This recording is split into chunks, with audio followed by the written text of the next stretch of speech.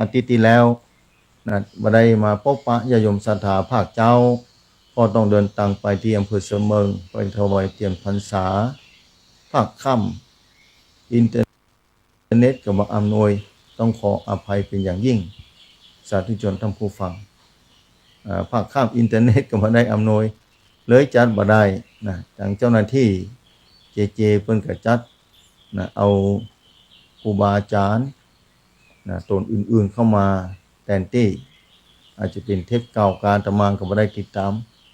นะต้องขอขอบคุณในเจ้าหน้าที่ต่างๆโดยศรัทธาสาธุชนท่านผู้ฟังเมื่อกันเวลาเนิ่นนานผ่านไปตลอดระยะเวลาของพระพุทธศาสนาอยู่ในเกิงพุทธกาลนี้ญาติโยมศรัทธาสาธุชนท่านผู้ฟังหลายพื้นที่หลายคนที่โทรถามปัญหาเข้ามาในยุคปัจจุบันนี้ญาติโยมศรัทธาผู้มีปัญญาผู้มีความรู้มีความเข้าใจในพระพุทธศาสนามีความมั่นคงอย่างยิ่งย่อมเข้าใจเป็นอย่างดีแต่สำหรับผู้ที่ยังเข้าบ่ถึงพระพุทธศาสนายากแก่การจะอธิบายญาติโยมศรัทธาสาธุชนท่านผู้ฟังเพราะว่าหลักธรรมขององค์พระสัมมาสัมพุทธเจ้านั้นเป็นหลักธรรมที่ละเอียดอ่อนและลึกซึ้งสะอาดและผ่องใสคนที่มีวาสนาสั่งสมมาแต่ท้ายสั่งสมมานักแล้วตะอันที่จะได้พบปะจะได้ศรัทธาจะได้ไวสาจะได้เคารพบูชาญาติโยมศรัทธาหลายคนโทรธรรมมาด้วยความเป็นห่วงเป็นใยต้องขอบคุณในเมตตาธรรมของครูบาอาจารย์ของญาติโยมศรัทธาที่โทรเข้ามาอู้จาศรัทธาสาธุชนท่านผู้ฟังแล้วก็ญาติโยมศรัทธานั้นที่มีความมั่นคงในพระพุทธศาสนามีความเข้าใจมีความเชื่อมั่นในคุณพระรัตนตรัยมีความศรัทธาแล้วซึ่งพระพุทธศาสนาแน่นอนเลยทีเดียวย่อมบ่หวั่นไหวเพราะว่าเข้าใจแล้วรู้แล้วเชื่อแล้วศรัทธาแล้วศรัทธาสาธุชนท่านผู้ฟังเพราะว่าพุทธศาสนานั้นเป็นของจริงของแท้นอกจากผู้รู้แล้วเข้าใจรู้จริงต้องอ่านที่จะมีความศรัทธาอย่างบ่หวั่นไหวแม้คลื่นกระแสของลมตีเข้ามาครั้งแล้วครั้งเล่าคลื่นของทะเลกระทบฝั่งกระทบเรือที่อยู่ระหว่างกลางทะเลเมื่อเหือนั้นมั่นคงแข็งแรงย่อมฝ่ามรสุมฝ่าคลื่นต่างๆไปได้ญาติโยมศรัทธาสาธุชนท่านผู้ฟังหลายคนที่โทรธรรมมาแต่มาดีใจที่ศรัทธามีความสนใจในพระพุทธศาสนาในพระรัตนตรัยญาติโยมศรัทธาสาธุชนท่านผู้ฟังธรรมะนี้มีความจำเป็นต่อทุกชีวิตที่เชื่อว่าจากก่อนมีจริงๆจากหน้าแล้วจะต้องมีแถมเมื่อความเชื่อเหล่านี้เกิดขึ้นในหัวใจของญาติโยมศรัทธาเมื่อความเชื่อเหล่านี้เกิดขึ้นศรัทธาจะบ่หวั่นไหวศรัทธาจะต้องหาแนวทางว่าเอาอย่างใดดีกับชีวิตนี้เมื่อจันทร์หน้ารออยู่แต่พระพุทธศาสนานั้นบอกว่าชาติหน้ามีจริงชาติก่อนมีมาแล้วยากแก่การจะออกจากชาติใดนอกจากปฏิบัติธรรมที่องค์พระสัมมาสัมพุทธเจ้าค้นพบเต้าอ่านที่จะออกจากการเวียนว่ายตายเกิดหรือจะออกจากชาติก่อนชาติหน้าต่อไปได้ว่าต้องมีภพภูมิที่ต้องไปเกิดแล้วนี่พระพุทธศาสนาเป็นแบบนั้นวันนั้นมีโยมถามมาว่าแล้วจะเชื่อได้อย่างไรท่านอาจารย์ว่าชาติหน้ามีจริงจะเชื่อได้อย่างไรว่าบาปกรรมมีจริงอาตมาก็เลยบอกว่าง่ายอย่างเดียวง่ายน้อยเดียวศรัทธา ถ้าศรัทธาที่ทำอาตมาตอนนี้ถ้าศรัทธามีปัญญา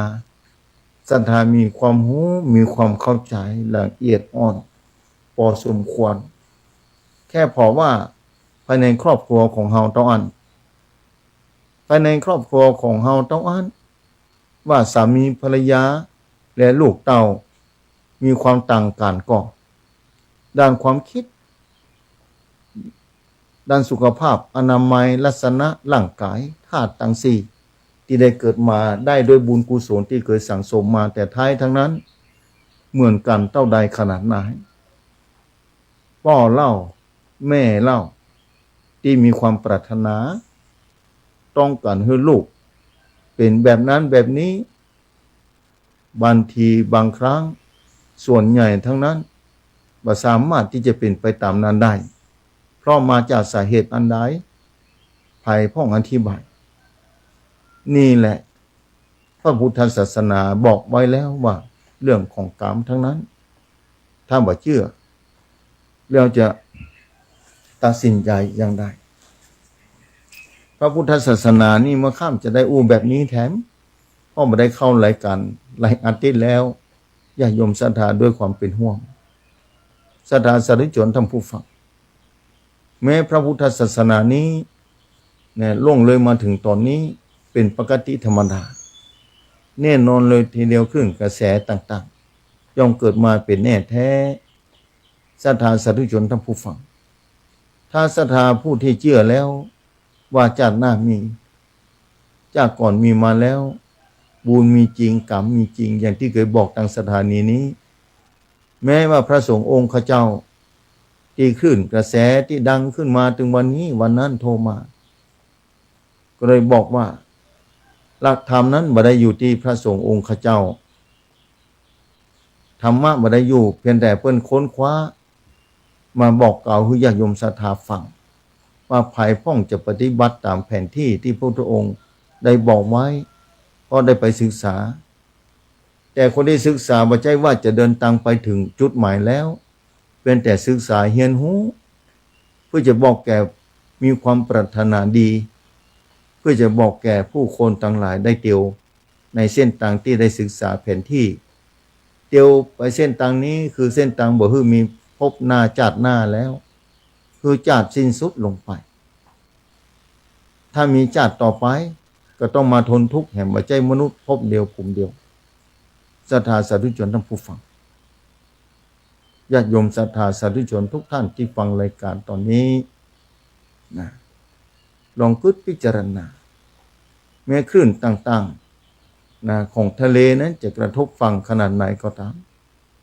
นะฝั่งนั่นก็อยู่อย่างเก่านั่นแหละคลื่นก็เกิดเป็นปกติธรรมชาติญาติโยมศรัทธา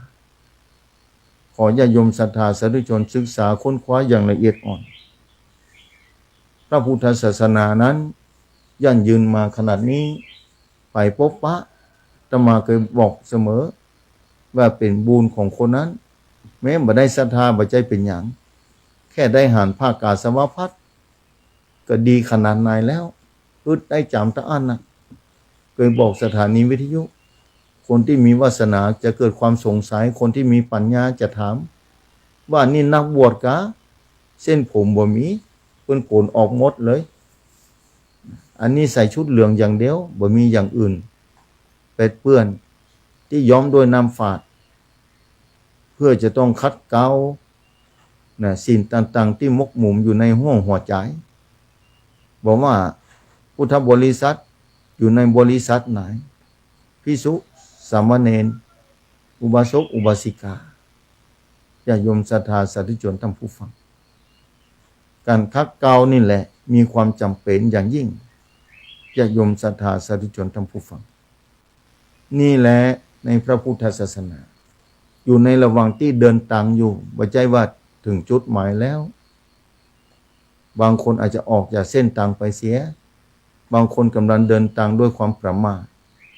หลุดออกจากเส้นทางไปเสียคนที่เตียวมาตัวกันหรือคนที่ตั้งหลังที่กำลังพอคนเตียวตั้งหน้าอยู่ว่าอันนั้นหลุดลงไปเส้นทางเสร็จแล้วเอาก็บัดไปแล้วบ่เส้นทางนี้อาจจะบัดใจ แต่หารู้ไหมว่าคนที่เตียวที่หลุดออกไปเส้นทางนั้นเปิ้นเตียวเดินไปเตียวไปด้วยความประมาทนี่แหละศรัทธาเส้นทางไม่ใช่หายไปไหนเส้นทางนี่ยังอยู่เส้นทางชีวิตนี่แหละสำคัญอย่างยิ่งที่หลงเหลืออยู่นี้อย่าโยมศรัทธา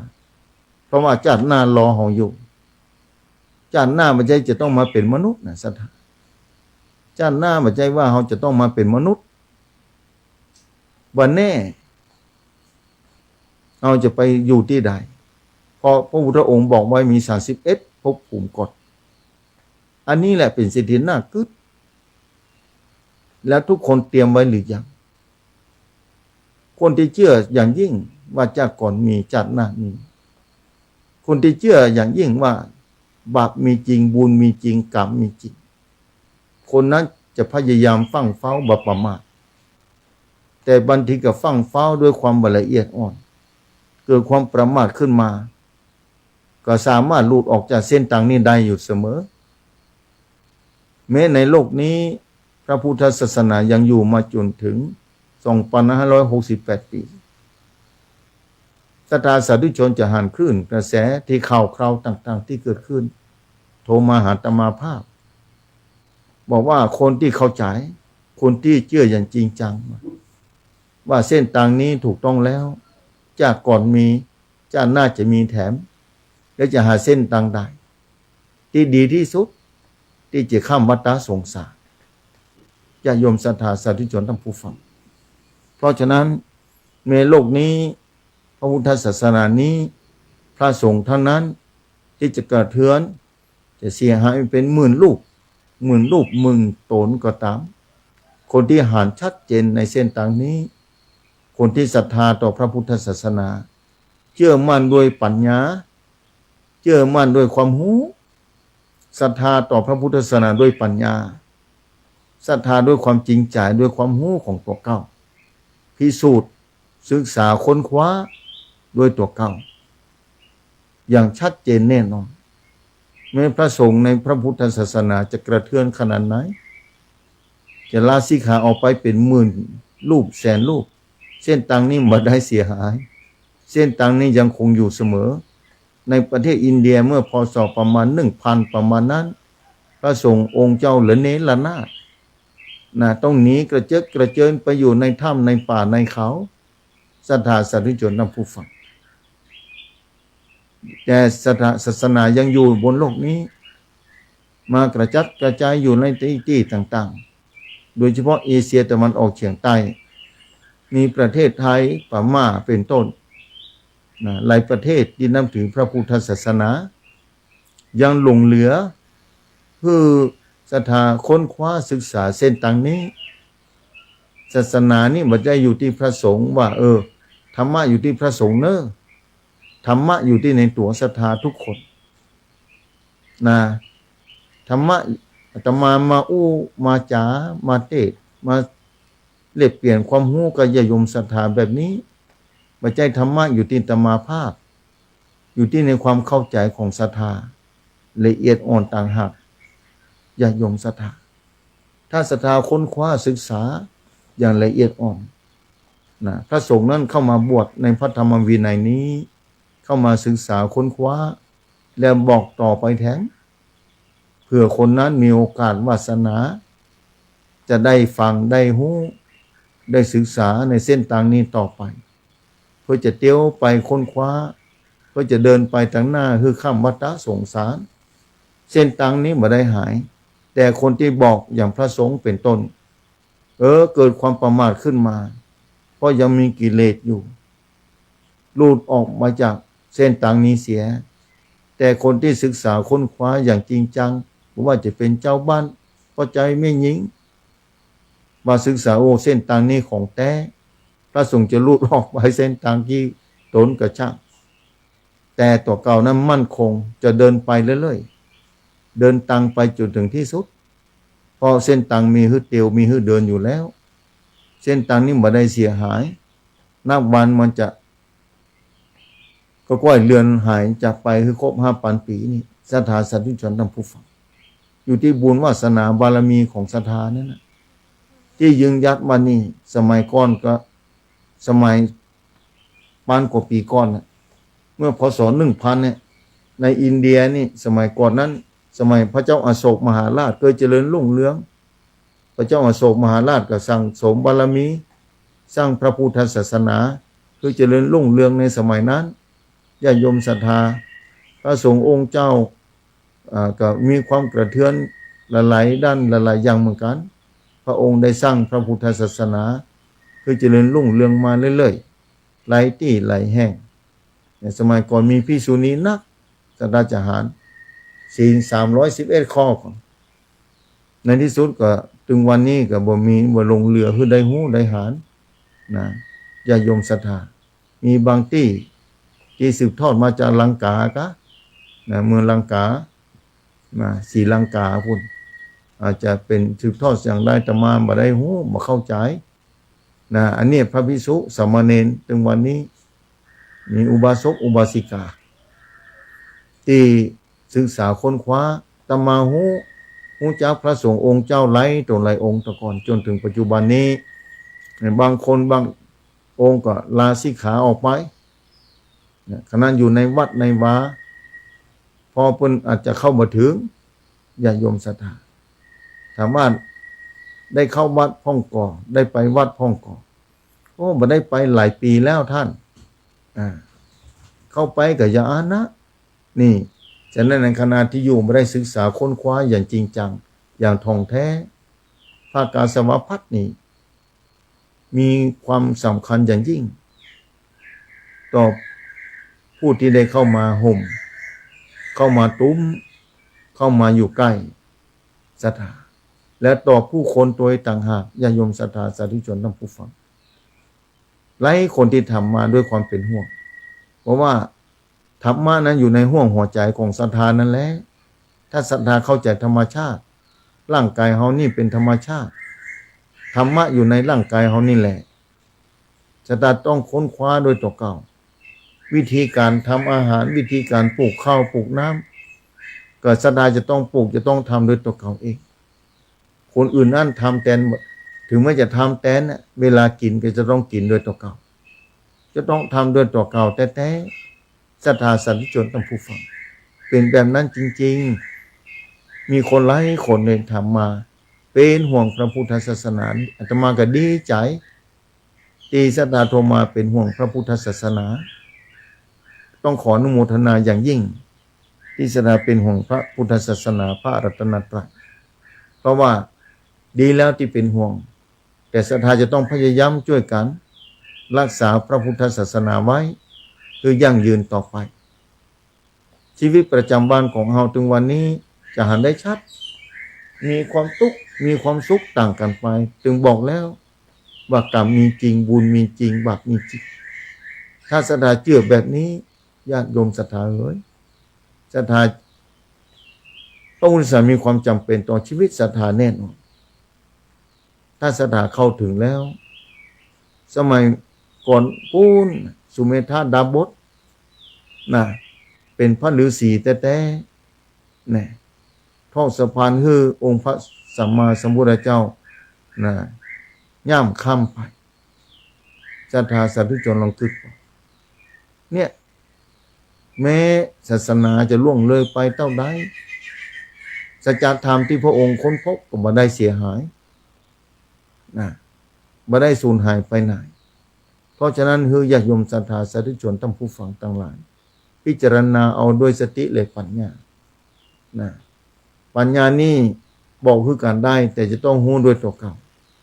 บุญนี่เนี่ยบอกกันได้อนุโมทนาเอาได้ต้องทำโดยตัวเก่าเหมือนกันความรู้ความเข้าใจจะต้องรู้โดยตัวเก่าเท่าอันคนอื่นรู้แทนบ่ได้เพิ่นรู้เพิ่นก็รู้คนเดียวของเพิ่นพุทธเจ้าตรัสรู้ก็บอกต่อกันไปบอกแล้วจะรู้แทนเราจะต้องปฏิบัติตาม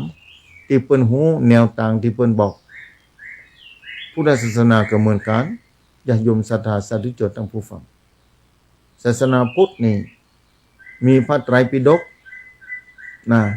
ที่สืบทอดกันมาศึกษาค้นคว้า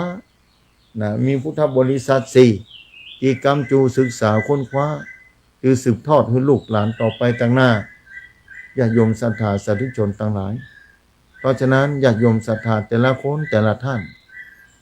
ที่มีความศรัทธาต่อพระพุทธศาสนาที่โทรเข้ามาหา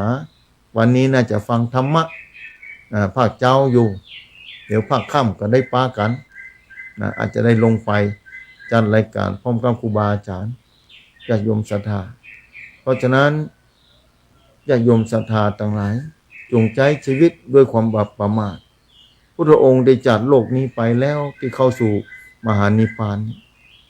เคยอู้อยู่เสมอพระสงฆ์องค์เจ้าแต่ละตนครูบาอาจารย์แต่ละท่านก็ได้อู้ฟังอยู่เสมอว่าพระพุทธเจ้าก่อนที่จะนิพพานนั้นกำอู้กำจากครั้งสุดท้ายอปมาเทนะสัมปาเทถะ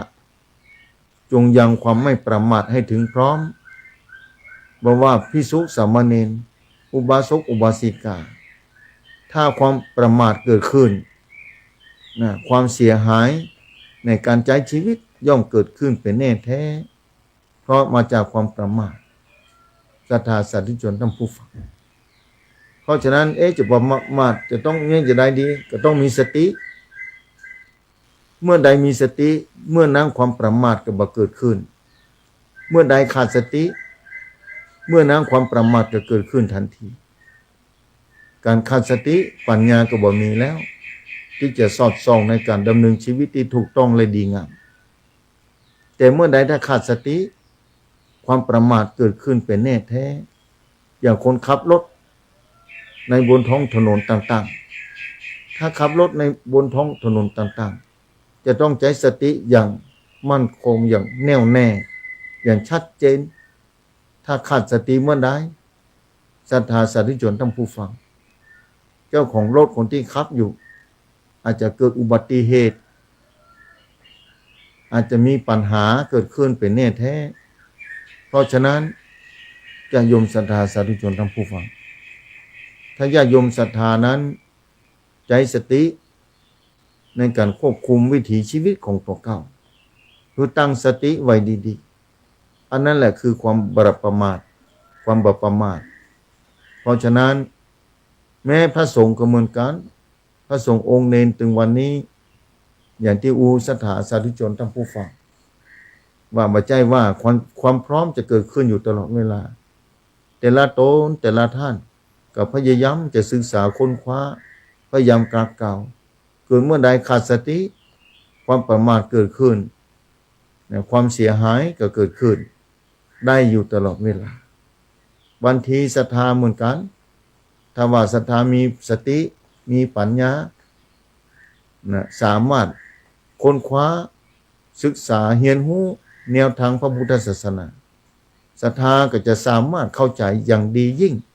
ในการดำเนินชีวิตที่ถูกต้องและดีงามว่าประมาทในชีวิตคือการมีสติแม้ว่าพระสงฆ์อาจจะประมาทฝ่ายพ้องหลุดออกจากเส้นทางนี้แต่เส้นทางนี้บ่ได้หายไปไหนคนที่มีปัญญามีความรู้มีความเข้าใจย่อมดำเนินไปอย่างมั่นคงอย่างถาวรแม้จะเดินก้าวแรกของเส้นทางแต่จะเดินไปเรื่อยๆอย่างบ่ประมาทวันหนึ่งถึงจุดหมายเป็นแน่แท้นั่นคือชาติหน้าบ่มีแล้วบ่มีชาติหน้าคือรอแล้วพอสิ้นสุดของชาติแล้วจะยมศรัทธาสาธุชนทั้งผู้ฟังจากองค์พระสัมมาสัมพุทธเจ้าพระองค์ท่านบอกแนวทางนี้เพราะบ่มีชาติหน้าบ่มีกรรมดีกรรมชั่วแล้วพุทธเจ้าบอกเส้นทางนี้ถ้าไปปฏิบัติตามไปเรื่อยๆอย่างบ่ลดละปฏิบัติตามไปเรื่อยๆอย่างบ่ประมาทนั่นคือการมีสติวันหนึ่งจะต้องถึงจุดหมายที่ว่าชาติบ่มีแล้วบ่ต้องมาเวียนว่ายตายเกิดแล้วอันนี้จุดมุ่งหมายในพระพุทธศาสนาพอเกิดเมื่อใดก็ตุกมาอ่านเกิดชาติไหนก็ตุกกูชาติว่าจะเป็นสกุลเศรษฐีเป็นเจ้าพญามหากษัตริย์จะเป็นข้าราชการข้าหบดีเป็นเจ้าบ้านเป็นคนระดับไหนก็ตามตั้งแต่ลาดยาโจนถึงสูงที่สุด ที่มนุษย์สมมุติกันขึ้นมาว่าอันนี้เป็นเจ้าฟ้าราชามากษัตริย์อันนี้เป็นสกอยมหาเศรษฐีอันนี้เป็นยาจกวานิพกอันนี้เป็นเจ้าให้เจ้านาเจ้าสวนพ่อกาวานิชอยู่ที่ใดก็ตามอยู่เมืองใดก็ตามในโลกนี้อยู่ในฐานะใดก็ตามความทุกข์มีอยู่ทุกหย่อมย่าทุกชนชั้นวรรณะบนเลือกว่าจะอยู่ในวรรณะไหนชั้นไหนความทุกข์มีหมดเลยสัทธาความทุกข์นี่แหละป่าฮือต้องเวียนว่ายไต่เกิดในวัฏสงสารนี้อย่ายอมศรัทธาคนที่กลัวว่าชาติหน้ามีนี่แหละพยายามซ้อหาเส้นทางที่เงี้ยอย่างใดคือชาติหน้าบ่มีแล้วอย่ายอมศรัทธาเมื่อใดชาติหน้ามีความทุกข์รออยู่แน่นอนเป็นแน่แท้เมื่อใดที่ชาติหน้าบ่มีแล้วอันนั่นแหละความทุกข์ก็จะหมดไปเนี่ยเป็นห่วงญาโยมศรัทธาเหมือนกันที่โทรมาอู้จ๋าบางทีก็โทรมาโทรศัพท์ก็บ่มีเวลาบางทีโทรมาบ่ได้รับสายก็มีต้องขออภัยไว้ณที่นี้ตนบางทีมีความทุกข์ยากลำบากแต่เนิ่นเนี่ยว่าจะขออู้ตัวให้สักหน่อยนะท่านอาจารย์อาตมากำลังมีธุระอยู่โยมบอกว่าแต่โยมเพิ่นมาแอวหาวันนั้นเลยบ่ได้โทรตอบถามไปสักคำมีเวลากับฟังตามวิทยุแบบนี้ติดตามฟังตามสถานีวิทยุครูบาอาจารย์บ่ใจมี2-3ตนมีนัก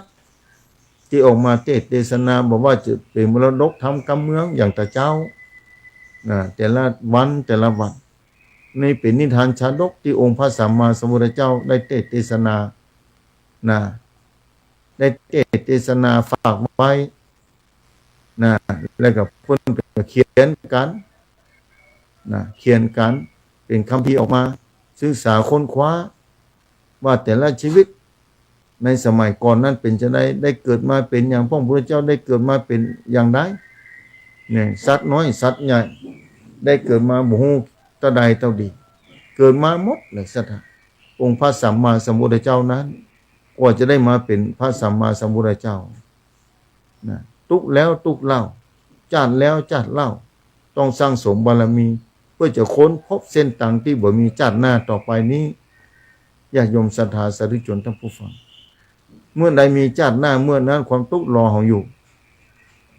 ความทุกข์รออยู่ถ้ามีจัดหน้านอกจากว่ามีชาติที่บ่ต้องเสวยทุกข์ก็คือชาติสุคติภูมิสุคติภูมิที่สูงขึ้นไปนั่นคือสวรรค์ชั้นฟ้านั่นคือพรหมเสาจันทร์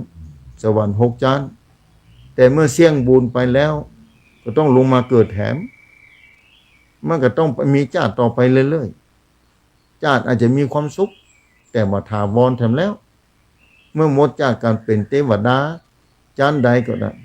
ตั้งแต่ชั้นจตุมาราชิกาดวดึงสายามาดุสิตานิมานารติปรนิมานารติ6ชั้นตัวการนี้ถ้าสิ้นสุดแล้วก็ต้องลงมาแถมลงมาใจกามอาจจะเป็นสัตว์เดรัจฉานก็ได้อาจจะเป็นหมาหมูหมาเป็ดไก่ก็ได้สัตว์เลี้ยงของสถานแมวก็ได้บ่แน่อาจจะเป็นญาติพี่น้องของเฮาอาจจะเป็นเทวดาลงมาก็เพราะเพิ่นเสี่ยงบุญไปแล้วต้องมาใจกามอาจจะเป็นสัตว์นรกก็อาจจะเป็นมนุษย์ก็ได้มาเกิดล้วนแต่มีชีวิตทั้งนั้นชีวิตนี่แหละอันใดเป็นชีวิตอันนั้นจะต้องเวียนว่ายตายเกิดอยู่ตลอดเวลาแม้สิ่งใดก็ตามในโลกนี้ที่มีวิญญาณครองและบ่มีวิญญาณครองตกอยู่ในสภาพที่เปลี่ยนแปลงตลอดเวลาเมื่อเปลี่ยนแปลงก็คือความทุกข์คือความทุกข์บังคับบัญชามันบ่ได้บ่ให้เปลี่ยนแปลงนี่แหละสัจธรรมอันนี้แหละที่พุทธเจ้าค้นพบว่าให้หลุดออกจากความเปลี่ยนแปลงให้ได้พุทธเจ้าค้นพบเส้นทางให้หลุดออกจากความเปลี่ยนแปลงให้ได้หลุดออกจากความเปลี่ยนแปลงให้ได้นี่อันนี้สัจธรรมที่พระพุทธองค์ได้ตรัสรู้บ่ให้เปลี่ยนแปลงแล้วเปลี่ยนแปลงเมื่อใดกระตุกเมื่ออ่านเมื่อใดเบื่อเปลี่ยนแปลงเมื่อนั้นบ่ทุกข์พอร่างกายศรัทธาชัดๆเลยตั้งแต่ศรัทธาเป็นละอ่อนน้อยเกิดมาจากข้าพระมารดาท้องแม่ มาเป็นมนุษย์นี่บางคนอายุบ่ถึง10 ปี20 ปีก็ต้องตายไปบางคน2-3 เดือนก็ถูกแม่ทำร้ายไปก็มีบ่แม่มาทำร้ายกรรมนี่แหละทำร้ายเฮาต้องออกจากคัพพะมารดาโดยบ่มีลมหายใจเสียแล้วกว่าจะได้มาเป็นมนุษย์มาเป็นคนมาอู้มาจ๋าเตียวได้อู้ได้จนถึง10 ปี20 ปี4 5 60 ปี70 ปีเป็นบุญเก่าแท้ๆที่ยังชีวิตตัวเก่าจู่จ้อรอดถึงมาถึงปัจจุบันนี้สาธุชนท่านผู้ฟังรักษาไว้ให้ดีเนอะเพราะว่าชาติหน้ารอเฮาอยู่เขาบ่ใครเกิดแล้วท่านอาจารย์นี่วันนั้นโทรมาอู้จาเป็นจะได้โยมบ่ใครเกิดถามเปิ้นบอกว่าทุกข์ท่านอาจารย์เกิดนี่ทุกข์นี่แล้วโยมจะไปที่ไหนถ้าบ่ใครเกิดแล้วก็บ่ฮู้นะมันจะไปที่ไหนดีหายนี่ ก็นั่นแหละเนี่ยพุทธศาสนาจุดหมายนี่แหละบอกแล้วจะเนี่ยจะให้ท่านอาจารย์ก็ศึกษาพระพุทธศาสนานี่แหละศาสนามีให้ศึกษาเนาะจะเนี่ยอย่างใดดีนี่ก็ให้ศึกษาเรียนรู้เส้นทางนี่แหละที่บ่ต้องถ้าบ่ต้องการเกิดไผบ่ต้องการเกิดแล้วสุดยอดแต่จะไปที่ไหนถ้าบ่เกิดแล้วทุกคนมันหนีบ่พ้นเวียนว่ายตายเกิดแต่ถ้าต้องการบ่เกิดก็ต้องศึกษาเรียนรู้ที่พระพุทธเจ้าตรัสรู้อริยสัจสี่นะทุกข์สมุทัยนิโรธมรรคเนี่ยยงหูเรื่องทุกข์แล้วพอบ่ได้เกิดก็ผ่านไปละ4อย่างนี้นะทุกข์นี่บ่ต้องไปเกิดละบ่ใครเกิดแล้วเพราะมันทุกข์นี่สุดยอดไผฮู้จักความทุกข์นี่สุดยอดละแต่จริงๆอย่างใดคือมันพ้นทุกข์นี่อย่างใดคือพ้นทุกข์พระพุทธเจ้าบอกมรรคมีองค์8นี่เส้นทางนี้จะทำอย่างใดดีบ่ใช่หูแล้วตามหนังสือนะบ่ใช่อ่านแล้วมาจำมาได้มาท่องแล้วก็จะพ้นทุกข์บ่ใช่ว่ามรรคมีองค์8สัมมาทิฏฐิสัมมาสังกัปปะสัมมาวาจาสัมมากัมมันโตสัมมาชีวะว่าไปครบหมดเราจะพ้นทุกข์บ่ใช่แล้วอย่างนี้อย่างใดก็ต้องปฏิบัติเนี่ยอย่างว่าท่องว่าวิธีการปลูกข้าวแยกกินเนี่ยบัดนี้ไผก็ท่องได้แต่วิธีการศรัทธาจะต้องดังไฟคนเดียวจะต้องใส่น้ำในหม้อน้ำนั่นน่ะหม้อหุงข้าวนั่นน่ะเดี๋ยวตั้งไฟขึ้นตั้งไว้บนก้นเซ้าบนเตานั่นน่ะน้ำเดือดก็เอาข้าวมาใส่ก็ต้มข้าวให้มันสุกนะโคตรข้าวออกมาวางไว้บนถาดบนโก๊ะข้าวบนขันโตกถ้าบ่กินก็ยังหิวอยู่ดีก็ยังทุกข์อยู่ดีซะท่านี่กินไว้จัดดีเนี่ยบ่กินซะท่าความหิวก็เกิดขึ้นเพราะเฮาบ่กินนะแต่ถ้าเฮากินแล้วความหิวก็จะได้หมดไปความทุกข์จากความหิวก็จะหมดไปในเวลานั้นตะวันแต่พระพุทธศาสนาละเอียดอ่อนยิ่งลึกซึ้งยิ่งกว่านั้นถ้าปฏิบัติตามแล้วมันเป็นอมตะความหิวจะบ่เกิดขึ้นเลยชาติหน้าบ่มีแล้วชาติหน้าบ่มีแน่นอนแต่ภายตั้งเราไปเกิดชาติหน้าเนี่ยความทุกข์รออยู่เบื้องหน้าเกิดเป็นเทวดาก็ยังรออยู่เฮาเพราะว่าทำเสี่ยงบุญแล้วก็ต้องมาทุกคนปรารถนาต้องการขึ้นสวรรค์ชั้นฟ้าถูกกว่าท่านอาจารย์วันนั้นก็ถูกแล้วบอกว่าปรารถนาขึ้นบนสวรรค์ชั้นฟ้าก็ถูกแล้วแต่มาถูกบ่เสี่ยงจะได้ท่านอาจารย์ก็ว่าถ้าเสี่ยงบุญแล้วก็ลงมาก็ต้องมาเป็นมนุษย์กะมาเป็นสัตว์เดรัจฉานกะตกอบายภูมินี่นรกเปรตอสุรกายสัตว์เดรัจฉานนี่มันก็ต้องมาแถมโยมบอกว่ามันบ่เสี่ยงนี่แล้วอย่างนี้อย่างได้ก็ทานศีลภาวนานี่ก็นั่นน่ะฟังตุเจ้านะเพิ่นบอกฟังตุเจ้าเพิ่นบอกฟังตุเจ้าเพิ่นบอกฟังตุเจ้าตลอดมาทานศีลภาวนานี่อย่างนั้นก็ต้องทำแต่น้อยแต่น้อยบอกทานศีลภาวนาลดทานเคยอู้ทางสถานีวิทยุครูบาอาจารย์แต่ละตนแต่ละองค์ออกมาอู้ตลอดออกมาเทศรักษาศีลก็เพื่อสุขภาพร่างกายอุดมสมบูรณ์ฮือตันก็ฮือพอมีพอกินพอใจเหลือกินเหลือใจ รักษาศีลก็คือสุขภาพพรรณนามัยแข็งแรงมันเกี่ยวกับข้อไหนท่านอาจารย์ก็เกี่ยวกับข้อที่หนึ่งนะบ่เบียดเบียนชีวิตซึ่งกันและกันบ่ทำร้ายร่างกายซึ่งกันและกันบ่ว่าสัตว์น้อยสัตว์ใหญ่ผมว่ามนุษย์นี่ถึงวันนี้ลบราฆ่าฟันกันบ่มีที่สิ้นสุดสปะยักก็หารอยู่กับตานะศรัทธาเอ๋ยอันเนี้ยสิ่งข้อที่หนึ่งนะสิ่งข้อที่หนึ่งศรัทธาแล้วสิ่งข้อสุดท้ายข้อที่ห้านี่ก็ทำร้ายสุขภาพร่างกายตัวเก่าไปด้วยดีทำร้ายคนอื่นไปโดยเพราะขาดสติอย่างที่บอกตะกี้ถ้ามีสติปัญญาก็เกิดขึ้นถ้าสิ่งที่ทำร้ายร่างกายเฮาขาดสติก็ความประมาทก็เกิดขึ้นนี่แหละการรักษาศีลรักษาศีลเนี่ยภาวนาเนี่ยจุดนี้สำคัญมากภาวนานี่ต้องกรองจิตคือมันละเอียดอ่อนที่สุดนะกรองจิตนี่ฟอกจิต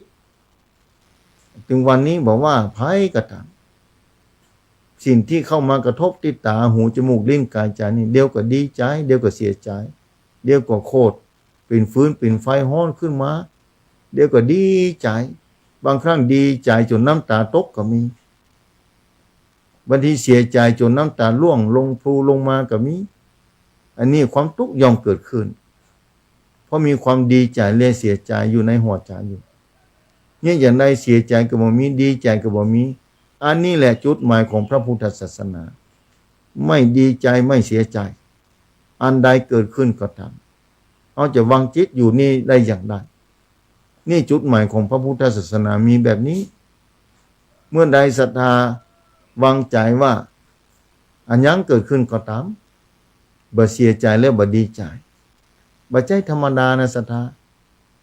เกิดว่าศรัทธาเป็นพ่อเป็นแม่ลูกเต้าทำบ่ถูกต้องศรัทธาจะต้องเสียใจเป็นปกติธรรมดาอันนี้ความเสียใจเกิดขึ้นแต่ว่าบ่ใจธรรมดาสักกรรมญาติโยมศรัทธาบ่ใจศรัทธาธรรมดานะความเสียใจนี่แต่เมื่อใดท่านศรัทธามีปัญญาก็จะเฉยจะมันอาจจะเป็นกรรมจะมันเกิดมาเป็นพิกงพิการวันนั้นโทรมาให้ลูกเกิดมาพิการจะช่วยจะได้อาตมาบอกมามันเป็นรหัสกรรมที่ไหนท่านอาจารย์ก็เจ้าทำดีมาตลอดทำบุญมาตลอดสร้างสมความดีมาตลอดบัดนี้มีครอบครัวลูกคนที่นี่คนที่สองนี้เกิดพิการขึ้นมาแบบนี้บุญบ่ช่วยกับท่านอาจารย์ใจเย็นๆโยมบอกว่าบ่ใจว่าบุญบ่ช่วยบุญนั้นบ่ใจว่าบ่ช่วยอันนี้เป็นเรื่องของกรรมมันกรรมจะได้ท่านอาจารย์ก็ถ้าโยมเชื่อว่าชาติก่อนมีชาติหน้ามีสิ่งเหล่านี้จะต้องปรากฏคือคนใดคนหนึ่งในโลกนี้เป็นแน่แท้ที่ลูกโยมพิการเพราะว่าชาติก่อนเฮาบ่ฮู้ลองพอคนแต่ละถึงวันเนี่ยบุกแข้งบุกขาตีสัตว์ฆ่าคนลบราฆ่าฟันกันมหันต์กันบางคนบ่ถึงก็ตายแข้งงัดขาหักตาบอดหูหนวกเนี่ยล้วนแต่การสร้างกรรมทั้งนั้นก็ต่างประเทศเนาะลบกันต้องหนีออกบ้านออกจองออกเมืองอพยพนี่แม้ตอนนี้ชายแดนไทยเฮาก็ต้องฟังต้องเตรียมตัวอพยพเหมือนกันนะแล้วเบิดจะลงวันไหนบ่ฮู้ก็มีนี่ศรัทธาสาธุชนทั้งผู้ฟังในเรื่องพุทธกาลแล้วโยมเนี่ยพออยู่ได้ก็ต้องดูแลเพิ่นไปเด้อจะไปฆ่าเพิ่นเด้อจะไปทำร้ายเพิ่นน่ะมันเป็นรหัสกรรมเอาทำลายเพิ่นเมื่อใดเฮาก็บ่ฮู้เพิ่นอาจจะมาเกิดเป็นลูกเฮาก็ได้ถ้าเอาไปทำลายกรรมก็บ่สิ้นสุดเลยนี่ต้องใจกรรมแบบนี้เพราะฉะนั้นโยมจะไปประมาทลูกคนแรกดีแล้วก็ดีแล้วเป็นบุญวาสนาอยู่บางคนลูกเพิ่นบ่พิการแต่ใจบ่ได้สักคนก็มีนะฮู้ก็มีก็ได้มีเพิ่นโทรมาฟังนี่เหมือนก็อยู่2คนเหมือนก็มีลูกก็เหมือนก็บ่มีลูกนั่นนะเพิ่นบอกเพิ่นฟังนะก็โยมนี่ลูกคนแรกเป็นคนดีเรียบร้อยก็เอาละคนที่2อาจจะพิการแบบนี้ โยมจะไปเสียใจกรรมเก่ามันมีมาเอาจะไปหู้ได้อย่างไรบอกว่าจากก่อนเอาสร้างกรรมอันใดมาเพราะฉะนั้นโยมคือตั้งจิตสติดีกว่าทำความดีต่อไปอย่าลดละเดี๋ยวความดีมันจะสูญหายจะบ่มีโอกาสได้พบปะพระพุทธศาสนาแทนเส้นทางนี้เป็นเส้นทางมีกล้าสำหรับคนที่เชื่อว่าชาติก่อนมีชาติหน้ามีแต่บ่มีกล้าสำหรับคนที่บ่เชื่อว่าชาติหน้าบ่มีชาติหน้าชาติก่อนบ่มีเมื่อคนเชื่อว่าชาติหน้าบ่มีชาติก่อนบ่มีพระพุทธศาสนาบ่มีความหมายสำหรับเปิ้นเป็นแน่แท้แต่คนไหนเชื่อว่าชาติหน้ามีเชื่อว่าชาติก่อนมีมาแล้ว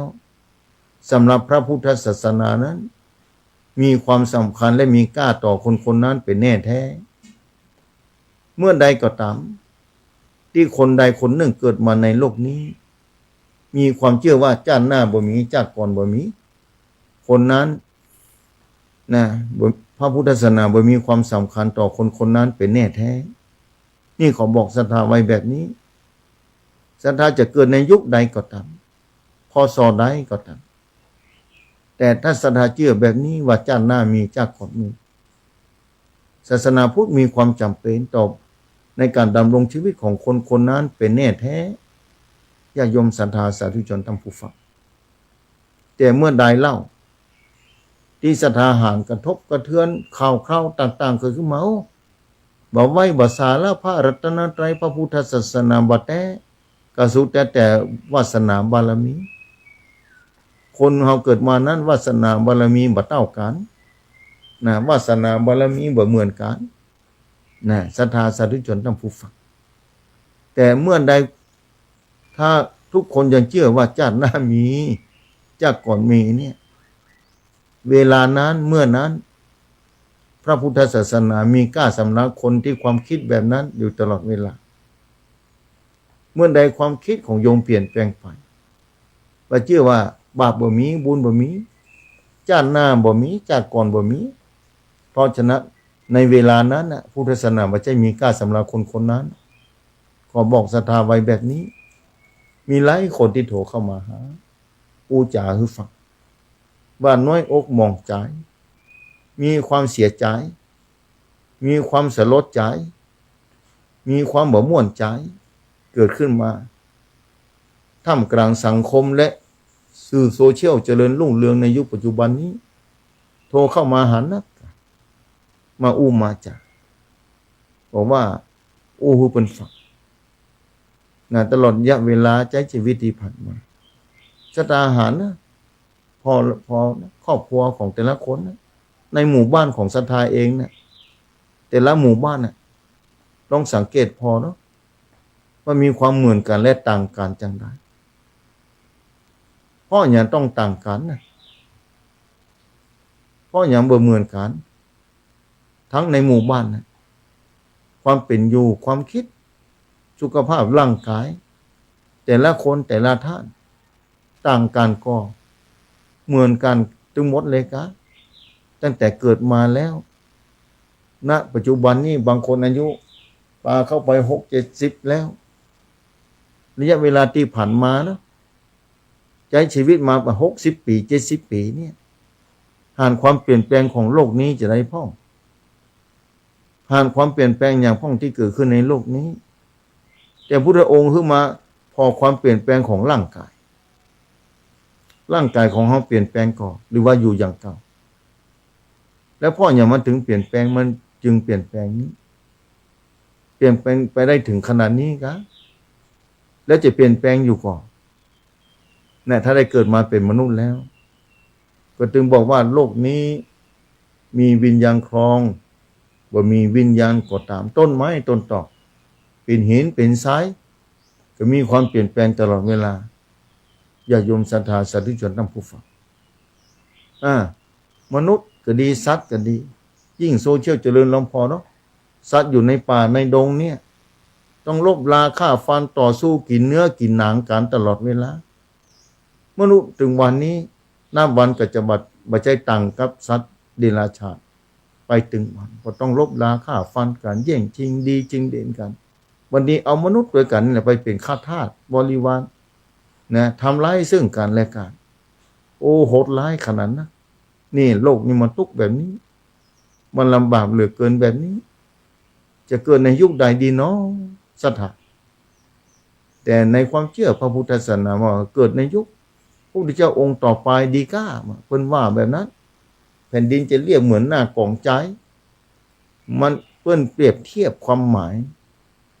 คนแต่ก่อนมีปัญญาลึกซึ้งละเอียดอ่อนนักนะบอกว่าแผ่นดินจะเรียบเหมือนหน้ากล่องใจ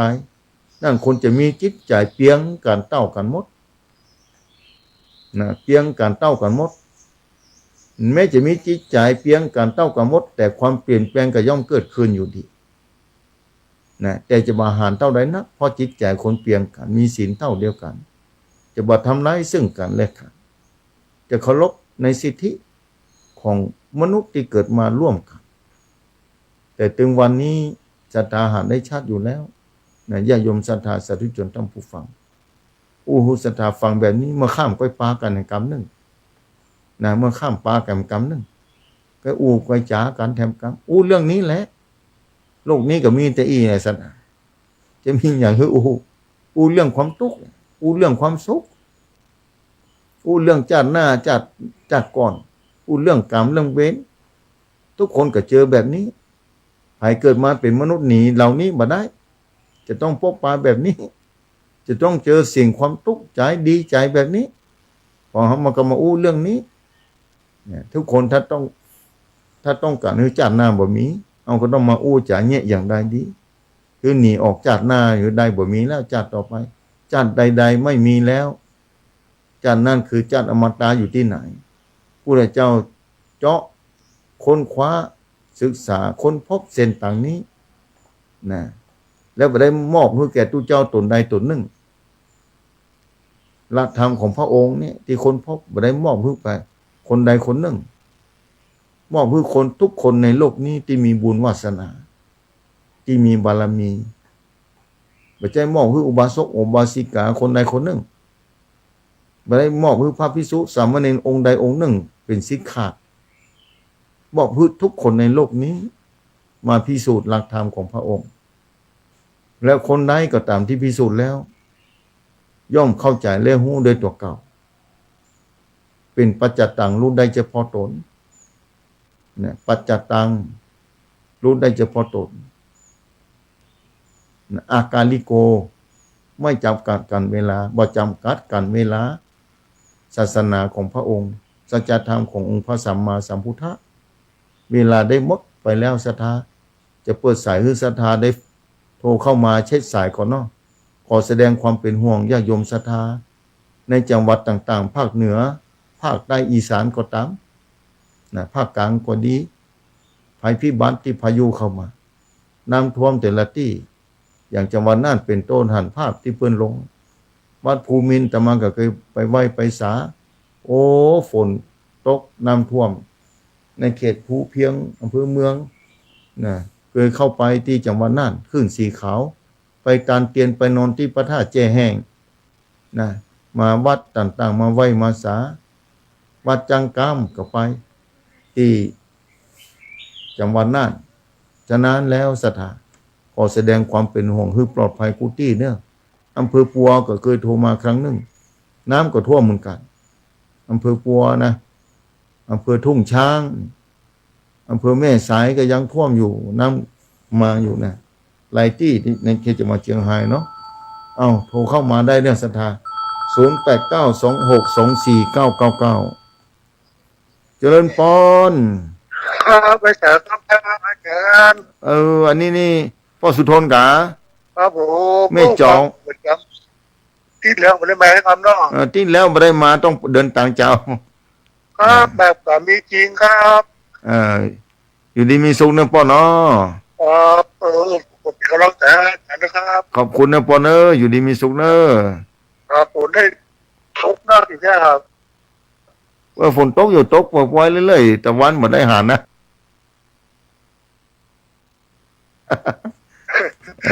ตอนตรงนี้ทุกวันเอาตัวแล้วน่ากันปีนี้นะครับ หยุ ค ด รับผมค ห รั ยุ บ ด ไม่สานะครับ สาธุสาธุพ่อสุทนบ้านแม่จ่องเอาเข้ามาเลยสถานเนอะ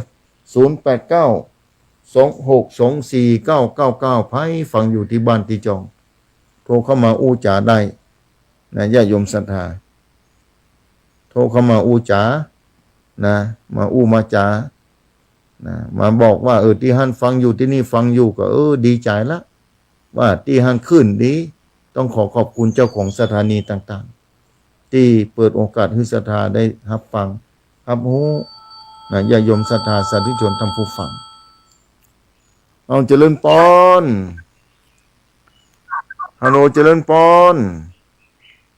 เราไม่ทราบก็ฟัง เจริญปอนแม่มาริวันกะ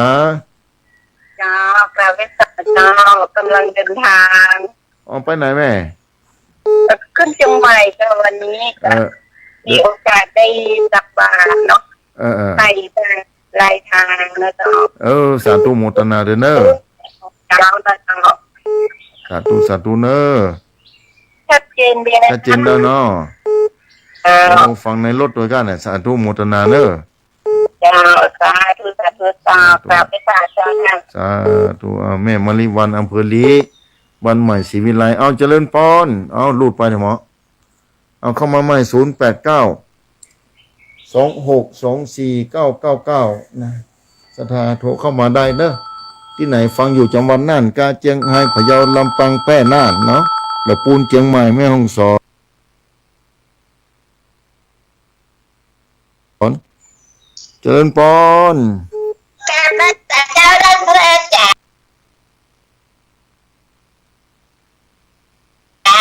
น่านแม่สีทองกะ เจ้าไม่สอนเจ้า แม่คลองสะบัดตองฝนตกว่าจะได้พ่องน้ำท่วมกะ มาทุกท่านเจ้า เออ ท่านกุโต๊ะกับท่านกุจอยอ่ะ ตกอยู่นะตกปล่อยๆถึงวันน่ะ จ๋าโต๊ะมาถึงกันแล้วก็พักโต๊ะ อนุโมทนาเนี่ย มาเจ้า ดีแล้วปลอดภัยเนอะ เจ้าไม่สาเจ้า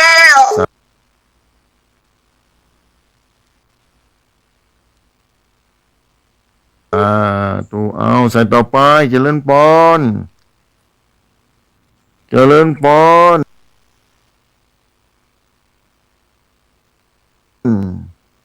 กับไปสา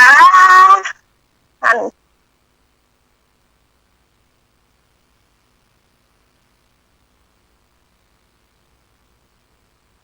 พระอาจารย์เจ้า ที่ไหนต้องได้ ไม่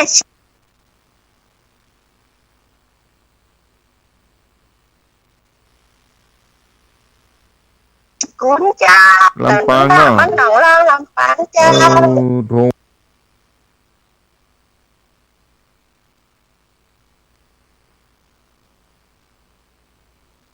ก็มาติดอยู่ดีมีสุขเนอะไม่สิคุณเนอะ เจ้าชัดเจน อื เจ้า ลำปางนี่เหนียวแน่นเนาะอนุโมทนาเนอะ เจ้าเป็นกำลังใจท่านพระอาจารย์แน่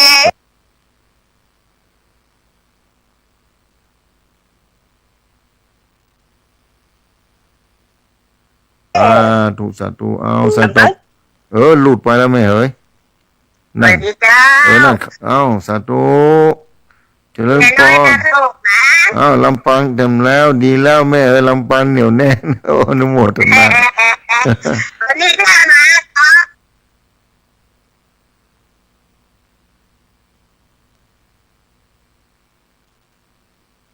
ไหนก็ ถ้ามาวัดกันพูดก็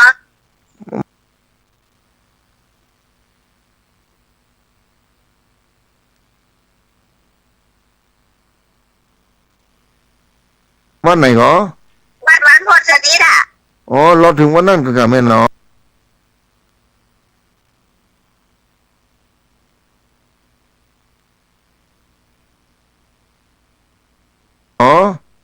วันนี้นะไปวันนี้นะ แม่ไป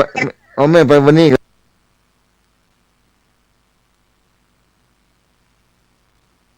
วันนี้มาได้ไปแม่ติดงานแม่วันนี้เนาะ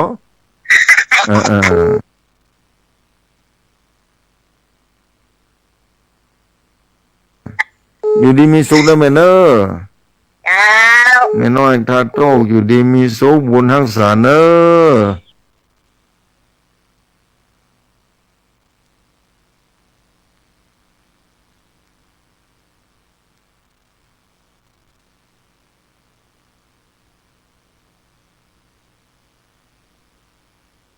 เจ้าให้เป็นกำลังใจแล้วกันเด้อ สาธุเนอะเอาใส่ต่อไปเจริญปอนได้สักสองสาย ข้าพเจ้าท่านพระอาจารย์ไม่สุขเจ้าศิลปากรสิทธิ์เตี้ย เออ น้องขอบคุณมาก เอาอยู่ดีมีสุขเนอะ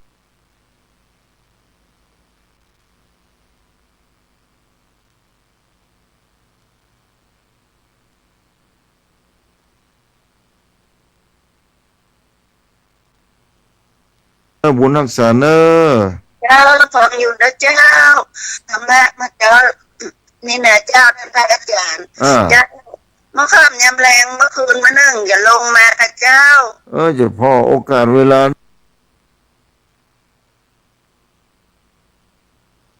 ได้ลงไปอยู่นะซ่อหาคนขับก่อน